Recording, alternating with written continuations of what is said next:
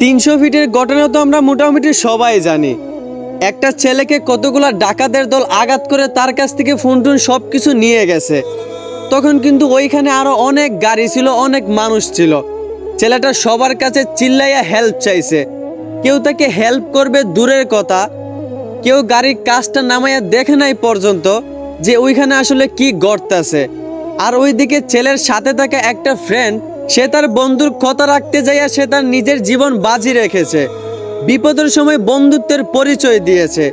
আসলে বন্ধুত্ব এরকমই হওয়া উচিত। আর ওইদিকে বাকি মানুষগুলা, তারা ছেলেটাকে হেল্প করবে দূরের কথা, গাড়ির কাজটা নামাইয়া একটু দেখলো না পর্যন্ত যে আসলে ওইখানে ঘটনাটা কি ঘটতেছে। আসলে ভাই আমি একটা জিনিস বুঝলাম না, একজন মানুষ হয়ে অন্য একজন মানুষের বিপদ মানুষ তাকায় তাকায় কিভাবে দেখতে পারে? তাদের ভিতরে কি একটু মানুষত্ব নাই? একটা কথা মনে রাখেন ভাই, এক মাঘে কিন্তু কখনো শীত যায় না। আজ হয়তো আপনি অন্য একজনের বিপদ তাকায় তাকায় দেখতেছেন, কিন্তু এমন একটা সময় আসতে পারে যেদিন আপনি বিপদে পড়বেন আর মানুষ তাকায় তাকায় আপনার সেই বিপদটা দেখবে, কেউ আপনাকে হেল্প করতে আসবে না। এই জন্যই বলি ভাই, অন্যের বিপদে এগিয়ে আসতে শিখেন, নয়তো পরবর্তীতে আপনিও কিন্তু বিপদে পড়বেন, তখন কেউ হেল্প করতে আসবে না। আশা করি বুঝতে পারছেন। ধন্যবাদ।